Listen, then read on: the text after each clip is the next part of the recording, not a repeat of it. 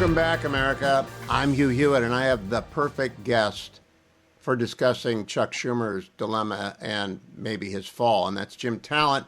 He's a former senator, and he had a leader. Senator Talent, welcome. You are a senior fellow now at the Reagan Institute Center for Peace Through Strength. Who was your leader? Bill Frist in the Senate. In the House, it was new. Yeah, Bill was a very good leader. Bill was one of those guys who managed to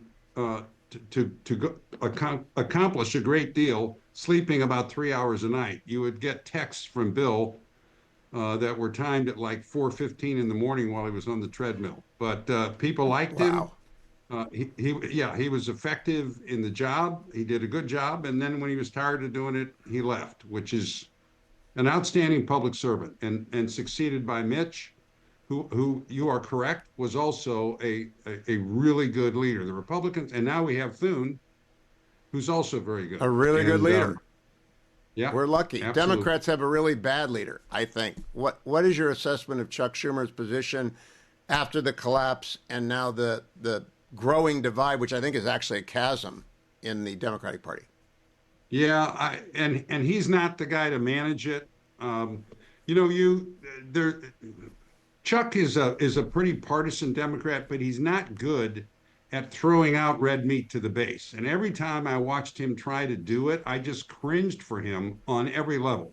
He's no good at that. And the problem when you try and be something you're not is you end up losing the people who liked you in the first place, and making the people who don't like you even more angry because they think you're trying to pull the wool over their eyes. And I think that's the position he's in.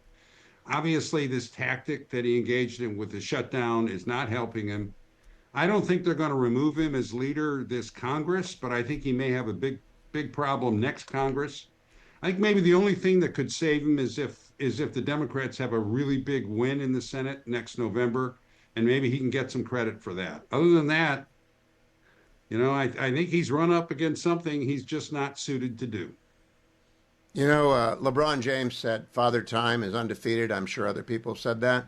He's been in government for 50 years. He came out of Harvard Law School and went into the state legislature of New York, then to the Congress, then to the Senate. 5-0 in New York. There comes a time when you should just hang it up, right? Yeah. Well, I'm getting to be an old dog myself, Hugh. And here's another old saying: old dogs can't learn new tricks. It's a lot harder for us guys, and so as a general rule, you shouldn't try. I mean, just be. Well, you and I continue to adapt. I mean, we're doing this. You're doing podcasts with Dwayne. You're doing the Reagan Institute. Yeah. We do it, but we don't keep going to the Senate every day trying to keep this ridiculous party, which has gone so. Did you see what the mayor of Seattle's run? I just looked her up yesterday. Right. I had no idea. So you're going to tax everything and let all the criminals loose that the last guy collected, and also, I guess, probably let the streets. But this. I have to say, I always and continue to have faith in voters. I really do.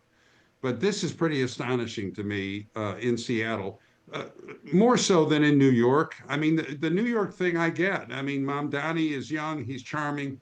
He was running against a guy. I don't think you can overestimate how burned Andrew Cuomo is entirely throughout New York. And he promised a bunch of free stuff. And so, they voted him. I'm not all that shocked by that. I think it's going to be bad for New York, and I think it's going to be bad for the Democratic Party. But that I understand. These northwestern cities, I don't get it. Do you think it's a kind of double-blind trial of socialism on both coasts, so that it will actually benefit the United States when it abjectly fails, because it will fail? It has always failed. Yeah, on a political level, I think it presents a real opportunity for the Republicans because, yes, you're right. I mean, these policies are not going to succeed. They're not even going to succeed on their own terms. Okay, so rent is not going down in New York. These public groceries, if he's ever able to establish them, are going to be disasters. We had one they tried in Kansas City. It doesn't work. Homeless people, taking fentanyl on the street.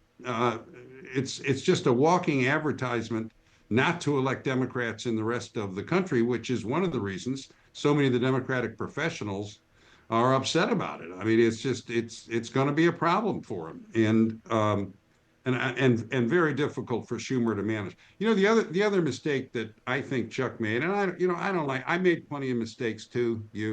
He's always been a supporter of Israel, and he needed to find a way to continue doing that, not as provocatively from the Democratic perspective as John Fetterman, but he needed to be out there, and he didn't.